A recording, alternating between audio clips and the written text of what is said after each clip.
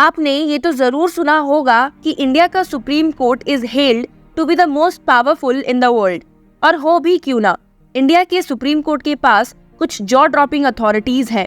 This 73-year-old institution can wave its magic wand and nullify executive actions, laws from the parliament and even amends the constitution itself। इसके साथ साथ court के पास powers हैं to initiate cases independently, appoint friends of the court to help it in cases and set up expert panels to aid in its decision making process। अब इतनी powers जिसके पास होती है उसे मोस्ट पावरफुल तो बोलेंगे ही। अगर अभी की बात करें तो सुप्रीम कोर्ट के 34 जजेस 70,000 अपील्स और पिटीशंस का बोझ उठाते हैं।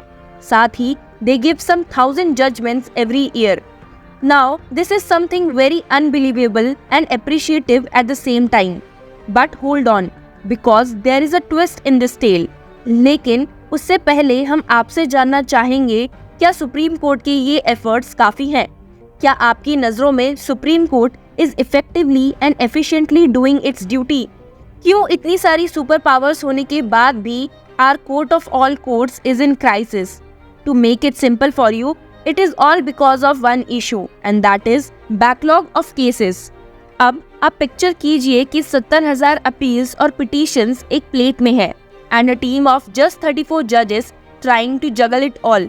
Imagine the mental pressure. 1,000 judgments हर साल डिलीवर करने के बाद भी this backlog of cases is making litigants feel like they are stuck in a never-ending maze of legal limbo and it's draining them financially। So, कुछ brilliant minds ने, जैसे कि अपर्णा चंद्रा, शीतल कालंत्री and William H.J. Hubbard ने कुछ serious data digging की from over a million Supreme Court cases। और जो facts सामने आए, I am sure you will find them eye-opening and mysterious। उनकी रिसर्च के अकॉर्डिंग नवंबर 2018 में a whopping 40% of cases had been chilling in the court's waiting room for more than 5 years और कुछ 8% तो और भी पेशेंट थे। They were pending for more than 10 years। अगर एक एवरेज लगाया जाए तो एक केस 13 साल और 6 महीने लेता है to go from the starting line in trial courts to the finishing line in the Supreme Court। हैरानी की बात तो ये है कि इस रेस में सबसे आगे हैं tax matters with an average of 4 long years to reach a verdict, impacting the treasury in the process। और क्या आपने कॉन्स्टिट्यूशन बेंच केसेस के बारे में सुना है? Though they deal with crucial law questions, but they have been pending for an average of more than 8.5 years, extending to over 16 years for cases with 7 judge benches। जैसा कि हमने आपको पहले भी बताया था कि लास्ट डेकेड में हमें slowest disposal of constitution bench cases देखने को मिले थे in the courts history, with only 71 cases being disposed of between 2010 to 2019। पर बस इतना ही नहीं है। सुप्रीम कोर्ट में दर्ज की गई special leave petition constitute over 90% of the courts total workload. In authors ने नोट किया है, there is no clear benchmark for determining which type of cases deserve admission under the SLP route। इसलिए authors का कहना है कि कुछ cases तो पिक एंड चूज मॉडल के तहत आगे निकल जाते हैं और अर्ली हियरिंग के लिए लिस्ट हो जाते हैं और बाकी के बचे हुए रह जाते हैं। पर सबसे बड़ा सवाल है कि why all this backlog? This heavy backlog has allowed the court to avoid difficult cases by simply not listing them at all। अगर कुछ एक्सपर्ट्स की माने तो उनका कहना है that courts using this backlog as a shield to avoid politically sensitive issues। लेकिन बात सिर्फ क्वांटिटी की भी नहीं है, it is about quality also। क्या आपकी नज़रों में supreme court is providing quality? अब इस पे ऑथर्स ने कुछ कंपेलिंग एग्जाम्पल दिए हैं, जैसे कि कोर्ट ने 5 साल ले लिए to decide on the challenge to governments biometric ID scheme Aadhaar without issuing any suspension orders. इस पीरियड के दौरान बिलियन से ज्यादा लोग इसमें एनरोल हो गए, undermining the impact of the challenge.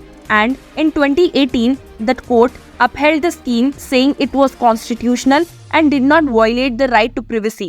और वहीं दूसरी ओर petitions questioning the electoral bonds, ये 2018 में इंट्रोड्यूस हुए थे to make political financing transparent। These bonds were caught in a legal tango। Critics का कहना है that these were unconstitutional and problematic flag।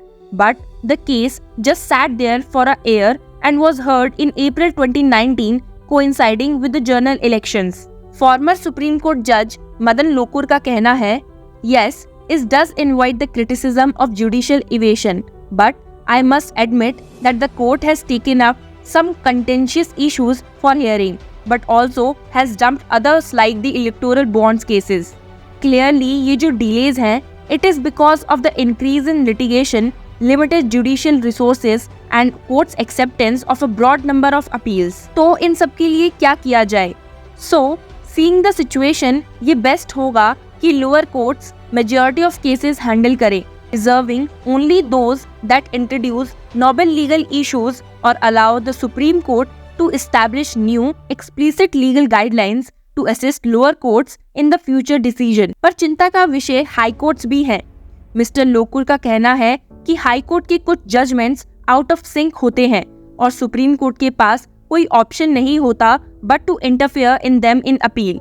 With millions of cases choking the entire judicial system, including the high courts with a whopping 6 million cases in the pipeline, it's time for the Supreme Court to lead by example. We need the Supreme Court to take on fewer cases but give them the royal treatment, clear, authoritative and impactful. The top court clearly needs to clean up its own backlog for this. What are your views? Share and follow Law Chakra for more such news.